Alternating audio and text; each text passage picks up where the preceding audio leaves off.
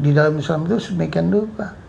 Kalau kamu tidak menegakkan hukum berdasarkan apa yang Allah kehendaki, kamu zalim. Luar biasanya hukum itu di mata Islam dan harus diterapkan sedemikian rupa. Ya inilah yang menurut saya nggak ada jalan lain. Hukum yang baik adalah hukum yang dari Tuhan, dari Allah.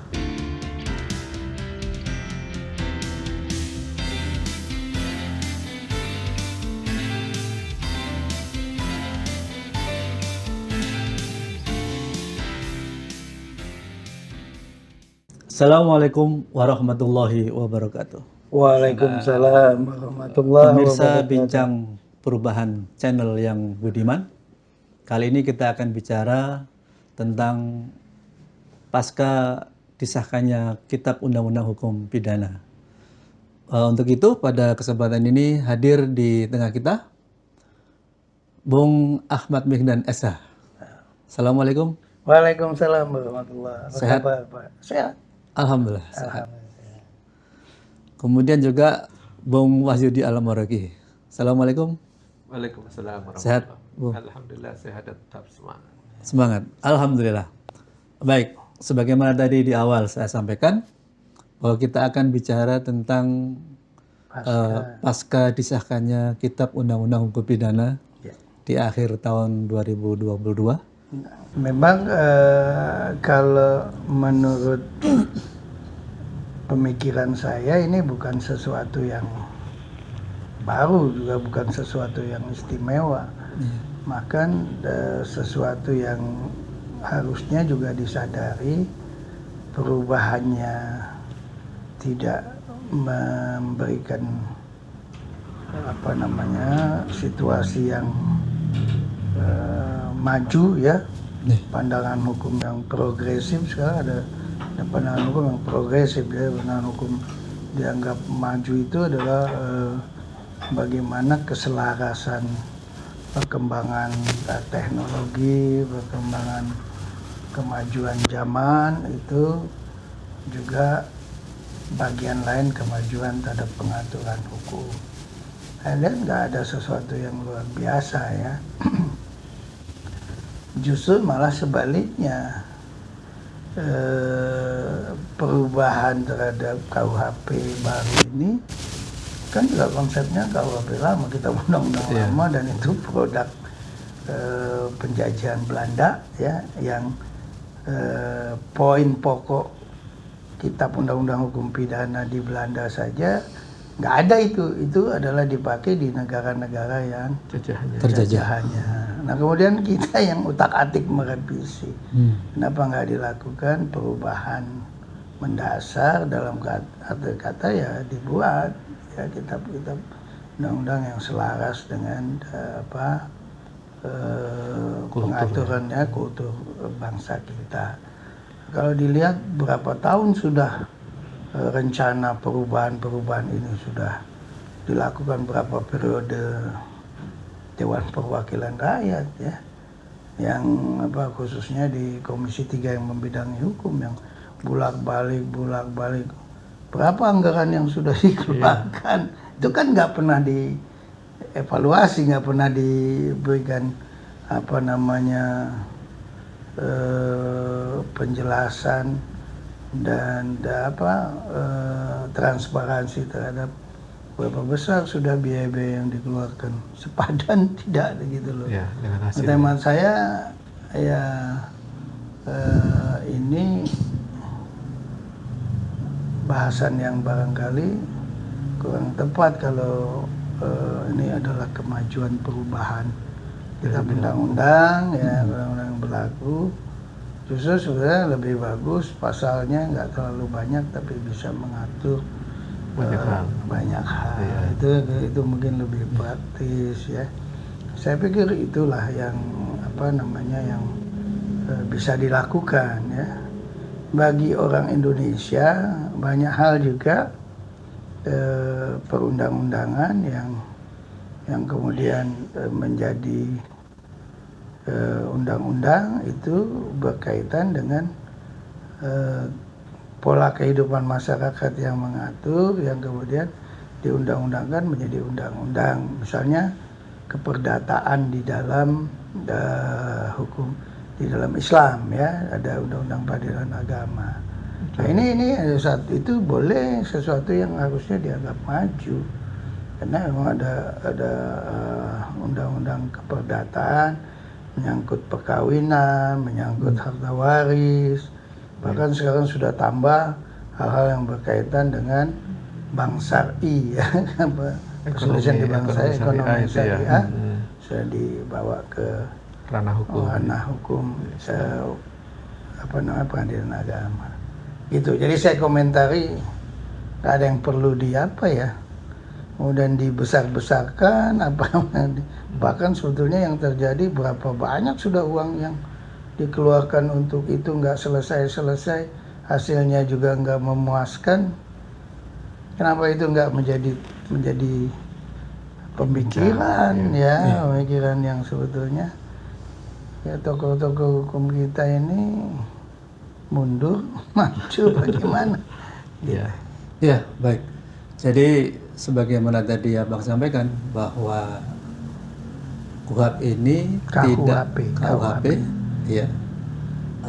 tidak bukan hasil yang besar itu. Tidak sesuai dengan karakter dan mayoritas di negara ini yang Muslim. Nah, kira-kira harus bagaimana nih, Bang? KUHP itu bisa mengakomodir umat Islam di sini. Ya, mestinya kan yang berkaitan dengan hal-hal moralitas, ya, yang sekarang marak tuh misalnya soal saya melihat adalah hal-hal yang kaitan dengan moral, misalnya soal perilaku seks bebas, ya. Anak SMA Nah, sekarang di Indonesia sudah luar biasa itu catatan hamil di luar nikah itu luar biasa banyaknya. Ya, apakah itu juga bagian lain yang karena dalam sistem aturan perbuatan yang dianggap perbuatan seksual itu perbuatan yang biasa, bisa kalau masing-masing suka sama suka bisa, padahal itu kan punya dampak yang luar biasa di dalam ajaran Islam. Jadi ini salah satu contoh saja lah gitu, ya. Apakah itu makin baik aturannya? Enggak, itu tambah rusak tuh, fakta gitu loh. Itu fakta ya tadi, ya, fakta. Efek di masyarakat makin efek banyak. di masyarakat luar biasa. Nah, ini menurut hemat saya ya lebih bagus barangkali kalau sudah bicara tentang pemidanaan, maka nilai-nilai dasar budaya Indonesia, kemudian ajaran-ajaran Islam itu harusnya menjadi sumber yang bisa mengatur. Mudah-mudahan itu pasti aturan yang bagus, ya, dengan landasan aturan-aturan Al-Quran. Maka pidana bagi umat Islam harusnya seyogianya diusulkan pidana Islam, karena ini kan juga kita berpegang pada undang-undang dasar kita, ya, sebagai ground, ya. Jadi dasar perundang-undangan itu di pasal 29 bagi orang yang beragama, dia berhak untuk memilih keyakinannya itu menjadi landasan dia menjalankan kewajibannya sebagai warga negara. Nah, dia situ minta, kenapa enggak diatur sesuai dengan aturan hukum Islam, misalnya pidana Islam, ya, dibuat kanon-kanonnya. Dan ini sudah terjadi di negara kita, di Provinsi Istimewa di Aceh. Nah, artinya kenapa ini juga tidak diusulkan? Nah, soal bagaimana kemudian itu bisa terjadi tentu harus didorong fuqaha mempelopori, kemudian tentu pendakwah-pendakwah yang kemudian bisa menyebarkan secara luas, meningkatkan kesadaran masyarakat untuk ke arah sana, sehingga bisa kemudian kita umat Islam, kalau ini banyak undang-undang yang sebenarnya banyak bertentangan secara syar'i, maka kita memilih diberlakukan saja pidana Islam bagi umat Islam, gitulah. Iya. Dan itu kan sebenarnya dimungkinkan ya. Dia di memungkinkan, konstitusi. karena memungkinkan kan juga kan begitu peradilan agama itu kan juga peradilan keperdataan Islam gitu bagi umat Islam. Nah, baik. Nah, saya sekarang ingin mendengar pandangan dari pengamat kebijakan pemerintah terkait dengan KUHP ini yang tadi dikatakan mestinya Islam itu sebagai jiwa atau ruh dari undang-undang ini atau RUU ini itu tidak diakomodir. Nah, bagaimana Anda melihatnya, Bung Wahyudi? Ya, kalau saya melihatnya begini, KUHP baru sebenarnya kan tuh cuma KUHP lama yang direvisi. Gitu. Artinya kalau KUHP lama itu bagian produk dari warisan penjajah Belanda, dan itu kan Belanda ngambilnya juga dari Kode Penal Prancis ya. Nah, Prancis juga ngambilnya dari Yunani juga gitu kira-kira. Dan itu dibawa untuk mengatur negara-negara jajahan. Dan kalau itu cuma diperbaharui, sebenarnya kita tidak keluar jauh dari spirit penjajahan itu sendiri. Makanya kalau saya menilai KUHP yang baru ini spiritnya masih spirit kolonialisme itu. Masih semangat mengatur dengan gaya penjajahan itu. Nah, itu menurut saya di situ memang harus ada koreksi besar. Nah, terkait dengan kita sebagai negeri yang merdeka misalnya, mestinya betul kata Pak Midan tadi, di konstitusi kita memberi ruang bagi umat Islam untuk bisa menawarkan konsep-konsep hukum yang memang tidak warisan penjajah gitu. Dan sebenarnya itu kalau menurut saya bukan langkah maju, sebenarnya langkah hanya menarik sejarah kembali gitu. Karena kan sebelum penjajah Belanda datang itu kan sebenarnya hukumnya sudah berlaku itu Pak Midan. Iya kan gitu kira-kira. Jadi ketika penjajah Belanda datang belum membawa Wetboek van Strafrecht itu kan yang berlaku ya hukum Islam yang diterapkan oleh para sultan atau raja-raja Islam gitu kan. Jadi kalau saya bukan hal yang asing ini sebenarnya. Hanya mengembalikan kembali kejayaan hukum-hukum yang sifatnya milik kita yang dulu dan yang kita dulu. Jadi kalau tadi ditawarkan sistem pidana Islam itu sebenarnya justru itu yang sempat digusur oleh Belanda gitu. Kan dulu Belanda masuk itu bertahap dia menerapkannya itu. Pertama kan ini hanya digunakan Wetboek van Strafrecht itu hanya digunakan untuk mengatur orang-orang Eropa. Nah, kemudian diperluas lagi ke timur asing, yaitu ada Arab, Cina, India itu yang mereka atur kemudian diperlebar. Kemudian mau diperlebar ke seluruh pribumi. Tapi pribumi masih ada hukum Islamnya dia waktu itu kan. Akhirnya kan dikompromikan. Jadi adalah pribumi yang Islam masih menggunakan hukum talak, cerai, waris masih pakai Islam. Tapi pidananya harus pakai ini Belanda, karena Belanda secara pidana umum dia menggunakan. Sehingga di negeri ini kan ada dua jalur pengadilan ya, ada pengadilan agama dan pengadilan umum gitu. Nah, sebenarnya yang ditawarkan tadi pidana umum itu kan hanya kalaupun diterapkan hanya kembali lagi seperti masa lalu. Jadi kalau menurut saya bukan hal yang asing sebenarnya. Hanya kita menghilangkan spirit kolonialisme dalam konteks hukum pidananya menjadi pidana Islam yang sebenarnya juga dulu pernah diterapkan. Saya pikir ini hanya mengulang kembali sejarah yang sudah pernah terjadi gitu. Nah, baik. Tapi kan kita bisa untuk mengadopsi itu.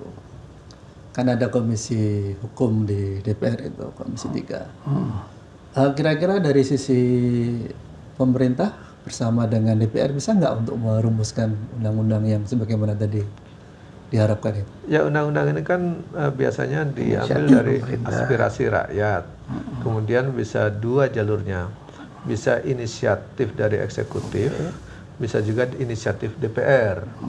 Ya terserah ini. Jadi kalau kita bisa menyadarkan DPR sebagai wakil rakyat untuk mengusulkan itu hal yang penting, berarti bisa jadi hak inisiatif DPR untuk mengusulkan. Atau kita bisa menyampaikan ke pemerintah, pihak eksekutif, bahwa ini hal yang lebih penting dan mendesak. Bisa juga pemerintah membuatkan draft mengajukan inisiatif usulan dari pihak eksekutif atau pemerintah. Sebenarnya dua-dua jalur bisa dilakukan, terbuka peluang luas lah gitu kira-kira. Apalagi sebagian besar Di DPR juga Muslim ya. Sebagian eksekutif juga Muslim. Muslim, orang negeri ini mayoritas Muslim kan kira-kira gitu. Mestinya hal ini tidak jadi masalah gitu. Jadi kalaupun sekarang belum terlaksana, mungkin hanya kesadaran atau pemahaman yang mungkin masih agak mengganjal. Tugas kita lah gitu saya kira. Jadi peluangnya memungkinkan. Tinggal kemauan dari eksekutif. Kesadaran masyarakat lewat organisasi-organisasi kemasyarakatan juga bisa mengusulkan. Karena itu bagian yang hakiki yang diatur di Undang-Undang Dasar. Jadi itu juga hak asasinya umat Islam. Dia dengan pasal 29 dan saya maunya itu gitu loh. Gimana supaya ya kita kan bukan negara Islam. Dengan demikian maka bagi umat Islam saya ingin aturan yang demikian ini yang pidana itu pidana yang mempunyai nilai-nilai Islam. Saya pikir itu bukan hanya DPR dan eksekutif pemerintah, tapi juga masyarakat juga bisa mengusulkan. Tapi kan yang dikhawatirkan eksekutif tidak mengambil inisiatif, DPR pun juga begitu. Sementara masyarakat mungkin juga, tapi kita harapkan akan segera ada tadi sudah sampai 2025. Kira-kira bagaimana? Ya, menurut saya tadi Pak Wahyu sudah nyampaikan dia bahwa ya kita harus mereka-mereka yang punya kecerdasan, punya kesadaran, ya membawa ini, menularkan kesadaran-kesadaran itu menjadi luas. Lebih luas ya. Sehingga jadi kesadaran umum nanti kesadaran umum. Iya. Gitu. Itu saya pikir begitu. Nah, kesulitan apa nih, Bang, terkait dengan KUHP ini? Sementara kita mayoritas Muslim. Perkara yang nanti muncul tidak bisa diselesaikan melalui hukum Islam. Otomatis pakai KUHP. Ya, sebagai seorang Muslim, sebagai penggiat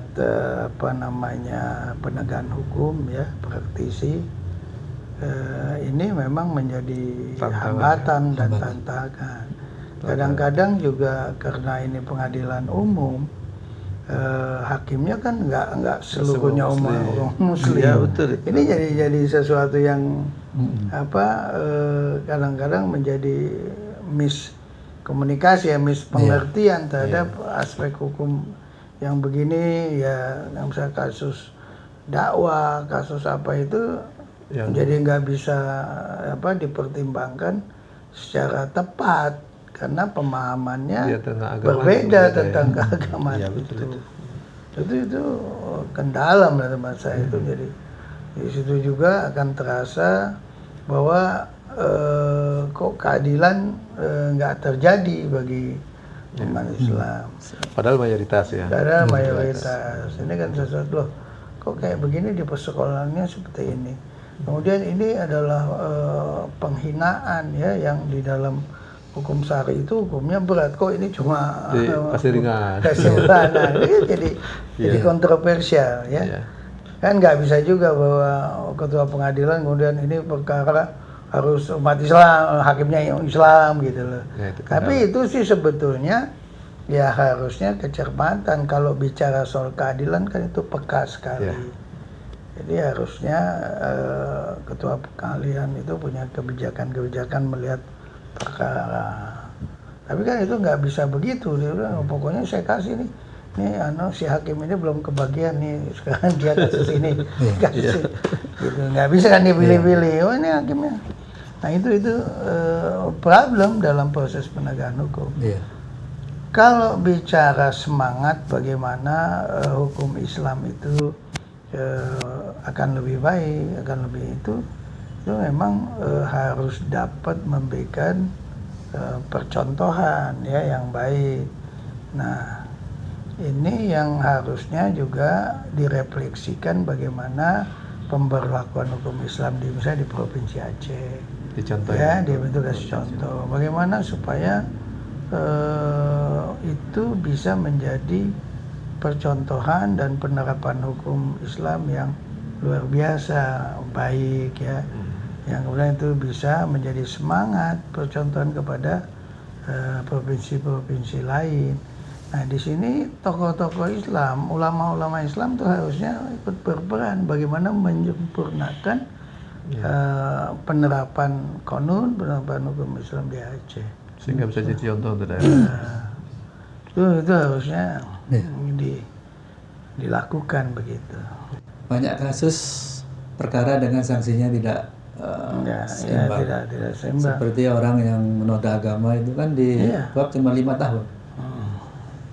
Padahal ancaman Mestinya hukuman. Ya kalau di Islam kan itu bisa hukuman mati. Sampai hukuman mati. Nah, itu gimana menurut Bung Wahyudi? Ya, hukum itu kan mestinya memberikan efek jerah, bahkan memberikan efek antisipasi supaya orang tidak melakukan. Kembali. Nah, bahkan mungkin kalau dalam Islam ada satu lagi, efek penghapusan dosa. Itu kan dalam Islam.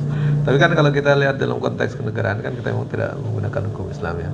Jadi kalau minimal efek jerahnya itu tidak dapat juga kalau hanya orang dihukum ringan. Jadi misalnya begini, orang menghina agama, menghina kitab suci, ini kan sebenarnya perkara yang sangat berat. Menghina Nabi itu perkara yang sangat berat.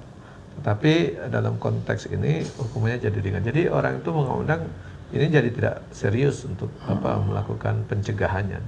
Jadi efek cegahnya tidak dapat, efek untuk jerahnya tidak bisa diraih karena hukumannya terlalu ringan. Dalam Islam itu kan hukumannya diatur tegas ya. Nah, cuma memang karena belum diterapkan jadi memang efeknya tidak besar. Seandainya hukum Islamnya diterapkan, orang mungkin juga berpikir kalau mau menghina itu atau menista. Pikir berulang kali, ini sekali menista bisa dihukum mati misalnya. Dia berpikir berulang-ulang itu. Nah itu, jadi kalau di kemudian hari ada terjadi kasus seperti itu, kira-kira ada terobosan nggak? Terobosan hukum gitu?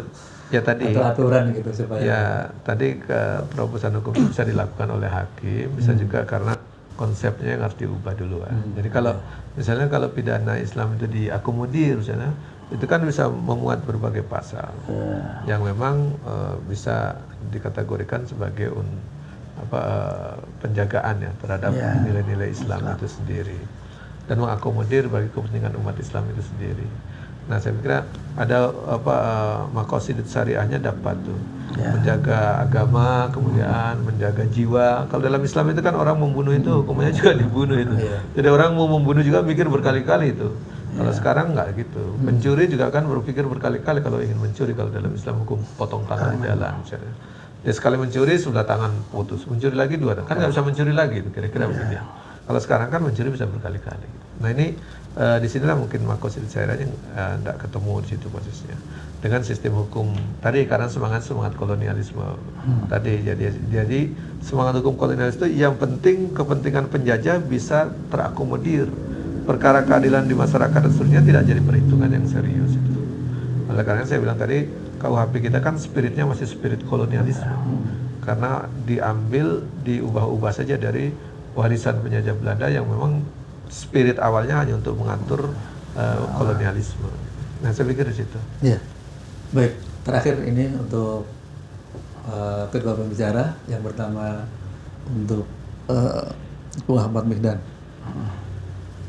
Apa yang mestinya dilakukan oleh kita siapapun termasuk ahli hukum terkait dengan kasus ini? Ya, pertama memang berkaitan dengan proses penegakan hukum yang berkeadilan itu harusnya memang dijiwai semangat para penegak hukum, komponen penegak hukum, baik itu jaksa, hakim, polisi yang membidangi hukum itu dia harus mendapat seleksi terhadap kemampuan atau dedikasi moralnya. Jadi memiliki moral yang tinggi, ya bahkan lebih baik lagi adalah mereka memiliki moral religius, ya. Moral religi itu sebagai prasyarat bagi seorang penegak hukum, baik itu di polisi, di kejaksaan, menjadi pengacara. Ya kalau moral itu ada, maka itu paling tidak menjadi sumber bagaimana dia bisa menerapkan hukum secara benar, baik dan adil. Kalau moralnya enggak kan, wah hukum justru bisa dipakai bagaimana untuk melakukan kecurangan, ya, yang karena dia tidak dapat dikontrol ya berdasarkan keyakinan atau kekuatan moral. Jadi kalau orang memiliki moral religius yang baik, dia tidak akan melakukan penyimpangan di dalam proses-proses penegakan hukum, penegakan yang benar, penegakan yang baik, penegakan yang berkeadilan. Itu pasti jadi kalau orang tidak penegakan hukum, calon-calon penegak hukum itu tidak memiliki moralitas itu, maka itu kita tidak akan bisa mengharapkan proses penegakan hukum dengan baik. Itu syarat pertama. Baru yang lain-lainnya soal keahlian, soal segala macam. Di dalam Islam itu sedemikian rupa. Kalau kamu tidak menegakkan hukum berdasarkan apa yang Allah kehendaki, kamu zalim. Luar biasanya hukum itu di mata Islam dan harus diterapkan sedemikian rupa. Ya inilah yang menurut saya nggak ada jalan lain. Hukum yang baik adalah hukum yang dari Tuhan, dari Allah. Nah, dalam pandangan pemerintah atau pengamat pemerintahan. Ya, closing statement saya bahwa hukum kalau mau adil memang harus memiliki prasyarat yang adil. Yang pertama memang dari penegak hukumnya sendiri harus punya integritas, punya spirit untuk menegakkan dengan adil, itu yang pertama. Jadi dia harus punya spirit dan integritas. Kedua, dia harus punya kafaah atau kemampuan. Jadi kalau tidak punya kemampuan, ya tidak mungkin dia bisa melakukan keadilan itu. Nah, memang ada satu yang penting sekali selain dari segi aparat penegak hukumnya, yaitu adalah sistemnya itu sendiri. Kalau sistem hukumnya itu memang sulit untuk adil, maka aparat yang sebaik apapun dia terpaksa mengikuti ketidakadilan itu gitu. Jadi maka tadi saya bilang kalau spiritnya saja hukum itu sudah spirit kolonialisme atau penjajahan, aparat penegak hukumnya akan terseret ke arah sana gitu. Baik dia sengaja atau tidak sengaja. Karena yang namanya manusia dan masyarakat itu dia hidup, tumbuh, bahkan berkembang sangat dipengaruhi oleh suatu sistem di mana dia hidup dan tumbuh dan berkembang itu.